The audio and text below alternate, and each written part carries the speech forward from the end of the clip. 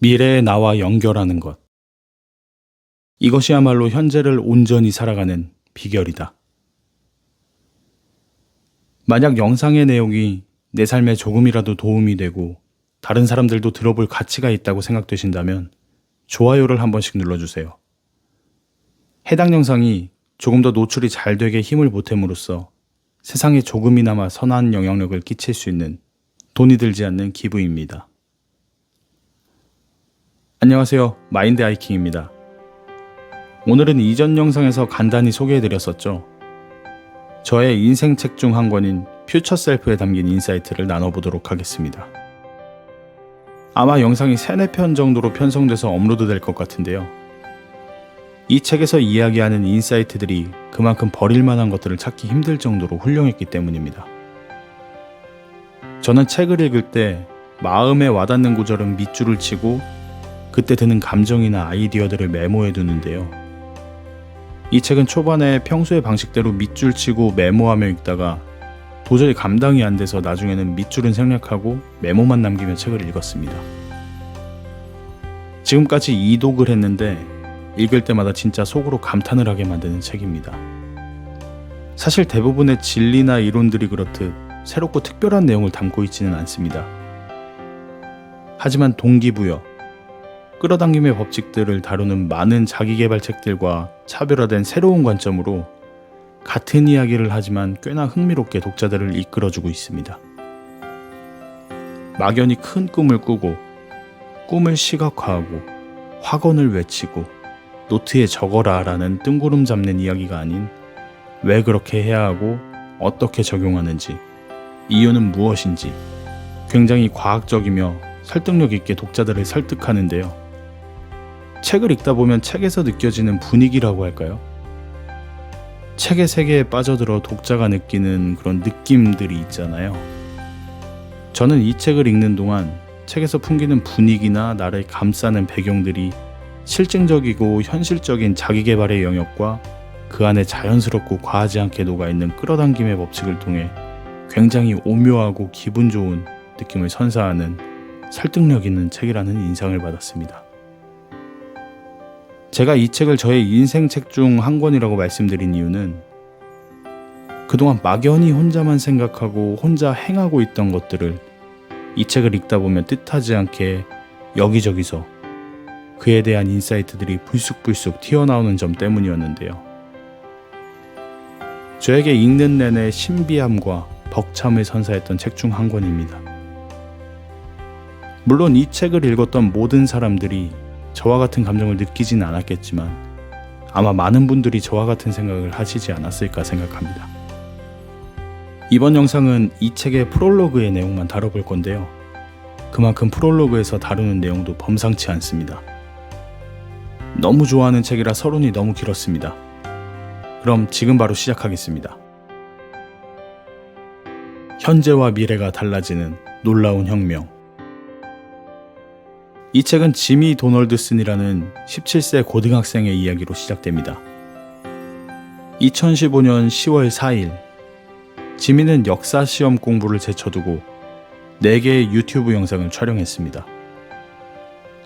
3년간 열심히 유튜브를 제작해서 약 8,000명의 구독자를 모았던 그는 이번 영상에서는 자기 자신에 대한 솔직한 이야기를 구독자들에게 들려주기로 합니다. 첫 번째 영상에서는 6개월 후 미래의 나에게 이야기하는 영상을, 두 번째 영상에서는 12개월 후 미래의 나에게, 세 번째 영상에서는 5년 후 미래의 나에게, 네 번째 영상에서는 10년 후 미래의 나에게, 각각의 영상을 해당 시기에 공개되도록 예약으로 업로드를 진행했습니다.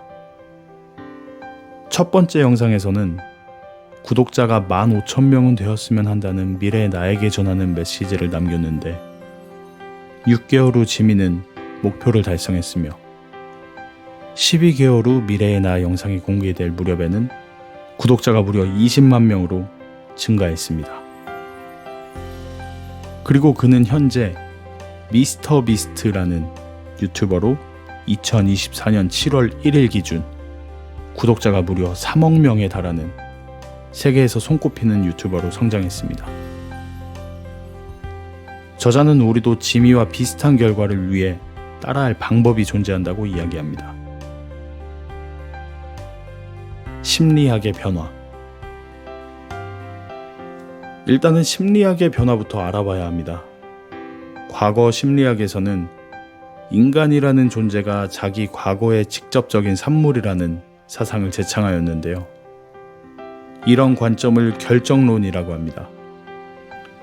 하지만 현대의 심리학에서는 한 사람의 과거가 그의 행동과 삶을 좌우하지는 않는다는 사실을 보여주며 오히려 인간은 미래를 향해 나아가는 존재임을 많은 증거로서 제시한다고 합니다.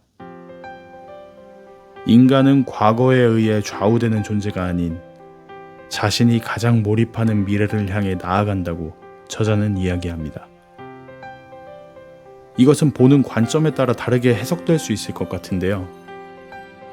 분명 지금 현재의 내 모습은 과거의 내 행동들이 만들어 놓은 산물임에는 틀림없습니다. 하지만 벤자민 하디 박사는 인간이란 과거에 매몰되어 현재에 매여 있는 것이 아닌 과거의 나의 행동이 지금의 나를 만들었지만 거기에 머무르지 않고 미래의 목표를 향해 나아가는 존재이며 의식적으로 그렇게 해야 한다고 책에서 시종일관 이야기합니다. 인간이라는 존재인 우리는 이 행성에서 다른 종이 갖지 못한 독특한 특징을 지녔다. 미래를 생각할 수 있는 능력뿐 아니라 미래에 대해 무수한 시나리오를 상상할 수 있는 능력이 있다. 거기에 더해 인간은 미래의 가능성을 깊이 생각할 수 있다. 우리가 어떤 일을 하든 그 행동은 미래의 예측을 동력으로 삼는다는 것이다. 인간의 모든 행동은 개인이 의식하지 못하더라도 목표지향적이다. 예를 들어 음식을 꺼내려고 냉장고를 연다고 가정해보자. 이 행동의 목표는 허기를 채우거나 심심해서 무언가 간식거리를 찾는 것이다. 목표가 무엇이든 그 목표가 냉장고를 열게 하는 동력이다. 학교에 가는 건 역시 이유가 있다. 대학에 갈 자격을 갖추기 위해 학교를 가는 학생이 있는가 하면 부모의 강요에 못 이겨 어쩔 수 없이 가는 학생도 있다. 목적을 의식하지 못할 수도 있고 목적이 동기부여를 하지 않을 수도 있지만 그래도 목적은 여전히 존재한다. 자신에게 몇 가지 질문을 해보라. 이 행동을 하는 이유 또는 목표가 무엇인가? 이 행동으로 나는 어떤 이득을 얻는가? 이 행동의 결과는 무엇인가? 특정한 사건이나 행동은 다음 3단계로 이해할 수 있다. 1. 무엇 2. 어떻게 3. 왜 1단계는 일어난 사건이 무엇인지 설명하는 능력이다. 이 단계에서는 그는 학교에 갔다 라는 식의 말을 할 수 있다. 2단계는 행동이 어떻게 일어나는지 설명하는 능력이다. 그는 차를 타고 학교에 갔다 라는 식으로 말할 수 있다. 3단계는 왜 그런 행동을 했는지 설명하는 능력이다. 이 왜가 행동의 이유 또는 목표다. 왜를 아는 것이 가장 심오하고 강력한 형태의 지식이다. 인간 행동 이면에는 언제나 왜 또는 목표가 있다. 인간의 모든 활동에 목적이나 이유가 있는 것이다. 따라서 자신이 어떤 목적이나 목표를 선택하는지 명확하게 의식해야 한다. 그러면 방법은 저절로 나타나기 시작한다. 목표나 동기는 모두 접근 또는 회피라는 두 가지 범주로 나뉜다. 일어났으면 하는 일에 대한 접근 또는 일어나지 않았으면 하는 일에 대한 회피. 이 두 가지가 어떤 행동을 하는 이유다. 일반적으로 80%의 사람들이 회피나 두려움이 동력이 되어 행동한다. 접근 동기와 회피 동기 둘 다 목표다. 예를 들어 집을 잃지 않으려고 직장에 가는 것은 회피 동기가 목표인 행동이다. 한편 승진하려고 직장에 가는 것은 접근 동기가 목표인 행동이다. 모든 경우 인간은 자신이 상상하는 미래를 근거로 행동한다. 그 미래는 자신이 피하고 싶은 미래일 수도 있고 만들려고 노력하는 미래일 수도 있다. 두려움이 동기가 되면 용기와 비전이 동기가 되는 것보다 낮은 수준의 의식 상태에 머물게 된다. 두려움을 초월해 수용과 용기, 사랑을 행동의 이유로 삼으려면 더 높은 수준의 정서가 발달해야 한다. 두려움과 부정적인 생각, 단기적인 시각에서 벗어나야 한다. 적극적이고 장기적인 비전과 사랑을 토대로 목표를 세울 때 우리는 성공적이고 행복한 삶을 사는 길로 들어선다. 미래의 내가 되는 방법. 저자는 미래의 나와 연결되라고 강조합니다. 이러한 주장이 이 책의 전부라 해도 과언이 아닐 정도로 이 책의 키포인트라고 생각합니다. 한 사람의 현재의 행동과 태도를 결정하는 것은 과거가 아닌 미래라고 강조하며 미래의 나에 연결하는 것이 현재의 목적과 의미를 만들어낸다고 이야기하고 있습니다. 파나소닉의 창업자 마쓰시다 코노스케, 스티븐 코비를 비롯해 수많은 자기계발서에서 이야기하는 내용이 결과로부터 상상하고 시작하라는 이야기인데요. 저자 또한 장기적인 미래의 나와 연결되어야 오늘을 더욱 훌륭하고 탁월한 선택을 하면서 살 수 있다고 이야기합니다. 미래의 나와 연결되는 수준이 현재의 삶과 행동 수준을 결정한다. 미래의 내가 어떤 모습일지 깊이 생각해보라. 그러면 풍요로운 은퇴 생활을 위해 계획을 잘 세워 효과적인 투자를 하게 되며 열심히 운동하고 올바른 식습관을 유지할 가능성이 커진다. 일탈행위나 자기 파괴적인 행위를 할 가능성은 줄어든다. 현명한 결정을 하려면 그 결정이 어떤 결과를 가져올지 알아야 한다. 어떤 결과를 바라는가? 그 결과를 철저하게 분석해 바라는 결과가 나오도록 행동해야 한다. 그것이 최고의 결정이자 행동이다. 원하는 것에서 시작해 거꾸로 가라. 목표를 향해 가기보다 목표라는 지점에서 생각하고 행동하라. 가고자 하는 곳이 명확할수록 무수한 선택지 사이에서 방황하는 일이 줄어든다. 미래의 나와 단절되면 사람들은 자기 발등에 떨어진 불만 끄느라 정신이 없다. 그렇게 시급한 일들만 처리하다 보면 좋은 성과를 얻을 리 없다. 하지만 이게 대다수 사람의 삶이다. 많은 사람이 주로 단기적인 목표를 추구하며 그런 결정이 장기적으로 어떤 결과를 가져올지 생각하지 못한다. 이런 현실이 2010년 심슨 가족의 머니바트라는 에피소드에서 다루어졌다. 무책임한 아버지 호머는 가장의 책임을 다하지 않고 술에 빠져 현실을 회피했다. 호머의 아내 마지는 호머가 가장 노릇을 제대로 하게 하려고 이렇게 말한다. 언젠가 아이들은 집을 떠날 거예요. 그러면 당신은 아이들과 더 많은 시간을 보내지 않은 걸 후회하겠죠. 그건 미래의 호머가 겪을 문제지. 이봐, 나는 그 인간과 상관이 없다고. 호머는 고개를 저었다. 그리고 보드카를 마요네즈 병에 부어 마신다. 그러고는 갑자기 심장마비로 쓰러진다. 우리가 호머의 모습에 공감하는 것은 우리 자신도 호머와 다를 바 없다는 걸 잘 알고 있기 때문이다. 우리는 보드카를 선택하지 않고 아이들을 선택할 수 있다. 하지만 언제나 미래의 나에게 문제를 떠넘긴다. 어디서 많이 보던 장면 아닌가요? 실제로 저도 다음 달에 나에게 맡긴다 라며 호기롭게 밥값을 카드로 계산하는 분도 봤고요. 5년 후 내가 다 해결해 놓았을 거라며 자동차를 풀할부로 구입하시는 분도 보았습니다. 과연 다음 달 또는 5년 후에 내가 지금의 나를 만난다면 무슨 이야기를 해줄까요? 지금 미래의 내가 되라. 이 내용은 제가 읽으며 눈물을 흘렸던 챕터인데요. 아무래도 지금 저의 상황이 많이 오버랩되며 감정이입이 되다 보니 그랬던 것 같습니다. 이번 챕터는 저의 의견 없이 책의 내용을 순수하게 읽어드리도록 하겠습니다. 이 내용을 들으시고 조용하게 잠시 동안 생각을 정리할 시간을 가져보시길 추천드립니다.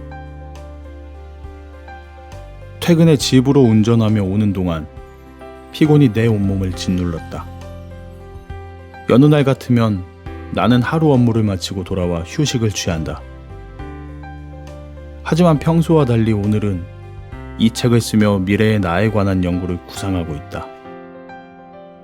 더 나은 남편이 되기 위해 내가 배운 것을 어떻게 활용할 수 있을까? 활기찬 여섯 아이는 퇴근하고 돌아온 내 관심을 끌어보려고 법석을 부린다. 그런 아이들에게 더 나은 아빠가 되기 위해 미래의 나와 어떻게 연결될 수 있을까? 인정하고 싶지는 않지만 사실 나는 가족과 시간을 보내고 싶은 마음만 있지 실제로는 가족과 함께하지 않는다는 사실을 잘 알고 있다. 한 번은 집 근처에 도착해 길가에 차를 세우고 집에 도착한 내 모습이 어땠으면 좋겠는지 깊이 생각했다. 나는 미래의 나를 생각해 보았다. 지금부터 20년 후에 나는 53세다. 여섯 아이는 모두 성인이 되어 더는 집에서 함께 살지 않을 것이다. 집에서 얼마 안 되는 거리에 차를 주차해놓고 나는 차 안에서 스스로에게 이런 질문을 했다. 53세의 내가 다시 돌아와 남은 오늘을 산다면 어떤 기분일까? 미래의 나는 다시 살게 된 오늘 무슨 일을 할까? 오스트리아의 정신과 의사이자 홀로코스트 생존자인 빅터 프랭클의 말이 떠올랐다. 두 번째 삶을 사는 것처럼 살아라. 그리고 첫 번째 삶에서 했던 잘못된 행동을 지금 하려고 하는 게 아닌지 생각하라. 인간의 책임감을 자극하는 표현으로 이 격언보다 더 강력한 말은 없을 것이다. 이 말을 통해 현재는 과거이며 과거는 바뀌고 수정될 수 있다고 상상할 수 있다. 나는 프랭클의 말을 적용해 보기로 했다. 20년 후 미래의 내가 되돌아와 그날 저녁을 보내고 있다고 생각하기로 했다. 미래의 내가 타임머신을 타고 돌아와 오늘을 다시 살아볼 기회를 얻었다고 상상한 것이다. 내가 집에 돌아가 주차를 하려고 보니 3살 된 피비가 밖에서 기다리고 있었다. 아빠! 나를 보자마자 딸아이는 흥분해서 이리 깡충 저리 깡충 뛰었다. 사랑스럽고 귀여운 딸을 지켜보면서 나는 20년 후 미래의 내가 이 순간을 어떻게 온몸으로 느낄지 생각해 보았다. 미래의 내가 된 나는 그 순간을 평소와 다르게 보게 됐다. 나는 눈물을 흘리며 내 아이를 얼마나 사랑하는지 느끼게 됐다. 딸은 신이 내게 주신 완벽한 선물이었다. 나는 차에서 뛰어내려 마치 20년 만에 처음 보는 것처럼 피비를 껴안았다. 우리 술래잡기 할까? 아이는 응 대답하고는 까르르 웃으며 도망갔다. 나도 함께 웃으며 달려가 아이를 잡았다. 나는 아이를 번쩍 들어올려 꼭 끌어안았다. 오, 이게 내 인생이란 말인가? 내가 이렇게 운이 좋았어? 이렇게 관점을 바꾸니 동네와 거리가 다르게 보였다. 나는 내가 경험한 것에 경건함을 느꼈다. 내가 거룩한 땅에 서 있음을 깨달았다. 5분 정도 피비와 행복한 시간을 보낸 후 나는 미래의 내가 타임머신을 타고 돌아와 어린 딸과 논 시간을 영원히 기억하기 위해 셀카를 찍었다. 피비를 데리고 집 안에 들어가니 아이들이 다 그렇듯 큰 아이들이 시끄럽게 서로 싸우고 있었다. 로렌은 주방에서 아기 조라와 렉스를 돌보며 분주하게 저녁을 준비하고 있었다. 평소 같으면 나는 당장 아이들을 꾸짖으며 야단쳤을 것이다. 멍해졌을지도 모른다. 하지만 이날은 미래의 내가 되어 있었기 때문에 가족이 평소보다 훨씬 더 소중하게 느껴졌다. 어수선한 집안을 보고 화가 나기는커녕 여기저기에 나뒹굴고 있는 장난감들이 사랑스럽게 보였다. 주방 식탁에 널려있는 학습지와 숙제들을 보니 행복했다. 바닥에서 장난치고 있는 아이들은 얼마나 사랑스럽던지. 나의 아내 로렌. 아내의 아름다움에 나는 숨 막힐 지경이었다. 도대체 어떻게 내가 이런 놀라운 삶을 얻었을까? 나는 10살, 14살의 아이들에게도 짜증이 나지 않았다. 그보다는 내가 그 아이들의 농담을 얼마나 좋아하는지를 느끼고 놀랐다. 미래의 나에게 눈앞에 있는 아이들은 30대 성인이다. 만약 아이들의 어린 시절로 되돌아가 5분의 시간을 보낼 수 있다면 미래의 나는 무슨 말을 할까? 아이들에게 설교를 늘어놓지는 않을 것이다. 분명히 미래의 나는 이 사랑스러운 아이들의 말을 귀담아 듣고 아이들에 대해 더 잘 알려고 노력하며 무조건 지지할 거라 믿어 의심치 않는다. 나는 귀를 열고 입을 닫았다. 가족의 소리를 귀 기울여 들었다. 가족과 함께했다. 가족을 보며 웃었다. 가족을 사랑했다. 가족과 연결됐다. 미래의 내가 가진 눈으로 지금의 삶을 보면 이전에는 보지 못한 기회들을 볼 수 있다. 미래의 나와 함께 한다면 현재를 소중하게 여길 것이다. 저자는 마지막으로 이 책을 읽어나가면 미래의 내가 되는 방법을 배울 수 있다고 이야기합니다. 미래의 나를 명확하게 보고 그 모습에 전념하면 모든 생각과 행동은 목표라는 필터를 거치게 된다. 이를 심리학에서는 선택적 주의라고 한다. 기대하는 것을 볼 수 있다. 관심 있는 것만 볼 수 있다. 집중하는 대상이 확장된다. 이를 뇌과학적으로 본다면 RAS로 설명도 가능할 것 같은데요. RAS란 망상 활성화 시스템이라고 합니다. RAS는 우리가 주변에서 수집하는 감각 정보를 필터링하여 목표나 생각과 관련된 정보에 더 주의를 기울이도록 중요한 정보에 더 집중할 수 있도록 합니다. 이를 통해 우리는 불필요한 정보는 배제하고 중요한 정보에 주의를 기울일 수 있습니다. 예를 들어 새로운 차를 사고 싶다고 생각하면 거리에서 그 차를 더 자주 보게 되는 것 같은 것들 말이죠. 우리는 자신이 기대하는 것을 본다. 나아가 어떤 모습을 간절하게 이루고 싶고 그렇게 하겠다고 결심하면 그런 생각과 일치한 행동을 하게 된다. 믿음이 행동과 힘을 끌어내는 원리다. 원하는 미래에 전념하는 과정에서 사고방식과 신념, 정신 상태가 바뀌고 자신이 바라보는 세상이 이전과는 완전히 달라진다. 행동이 바뀌는 이유는 정체성이 바뀌었기 때문이다. 정체성의 바탕에는 자기 자신에 대한 비전이 있다.